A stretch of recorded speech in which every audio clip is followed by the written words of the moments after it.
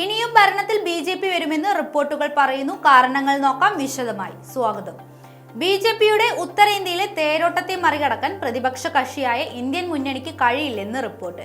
പ്രധാനമന്ത്രി നരേന്ദ്രമോദി നടപ്പിൽ വരുത്തിയ പരിഷ്കാരങ്ങളും ജനകീയതയുമാണ് ഇതിന് കാരണമായി സൂചിപ്പിക്കുന്നത്. ഇപ്പോൾ ലോക്സഭാ തെരഞ്ഞെടുപ്പ് നടന്നാൽ തന്നെ ബി.ജെ.പി. അധികാരത്തിലെത്തുമെന്നാണ് ABP ന്യൂസ് സീ വാട്ടർ അഭിപ്രായ ബലം വ്യക്തമാക്കുന്നത്. 335 സീറ്റുകൾ NDA മുന്നണി നേടുമെന്നും ബി.ജെ.പി. വീണ്ടും കേവല ഭൂരിപക്ഷം നേടാൻ സാധ്യത ഉണ്ടെന്നുമാണ് അഭിപ്രായ സർവേ ബലം വ്യക്തമാക്കുന്നത്. 28 പാർട്ടികൾ ചേർന്നുള്ള ഇന്ത്യൻ സഖ്യത്തിന് 165 മുതൽ 205 വരെ സീറ്റുകൾ മാത്രമേ നേടാൻ സാധിക്കുകയുള്ളൂ.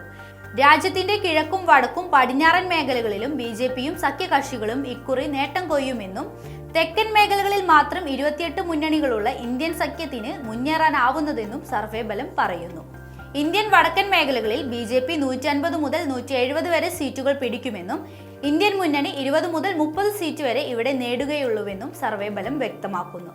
5 മുതൽ 10 സീറ്റുകൾ വരെ മറ്റുള്ളവർ നേടാനും സാധ്യതയുണ്ട്. 50% പേർ NDA പിന്തുണയ്ക്കുമ്പോൾ 30 മുതൽ 36% വരെ വോട്ട് ഇന്ത്യൻ മുന്നണിക്കും ലഭിക്കും.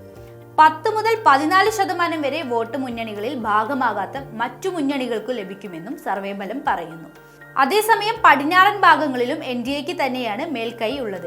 ബി.ജെ.പി. സഖ്യം 46% വോട്ടോടെ മേഖലയിലെ 44 മുതൽ 45 വരെ സീറ്റുകൾ നേടും.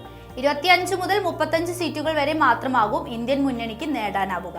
37% വോട്ട് അവർക്ക് ലഭിക്കും. 5% വരെ സീറ്റുകളാണ് ചെറു പാർട്ടികൾക്ക് പ്രവചിക്കുന്നതെങ്കിലും 17% വോട്ടുകൾ അവരും കരസ്ഥമാക്കും. അതേസമയം കേരളത്തിൽ ഇന്ത്യൻ മുന്നണി നേട്ടം കൊയ്യുമെന്നാണ് പൊതുവെയുള്ള വിലയിരുത്തൽ. ഭാരതത്തിന്റെ കിഴക്കൻ മേഖലകളിൽ 80 മുതൽ 90 സീറ്റുകൾ വരെ നേടി ബി.ജെ.പി. നേട്ടം കൊയ്യുമെന്നും ഫലത്തിൽ പറയുന്നു.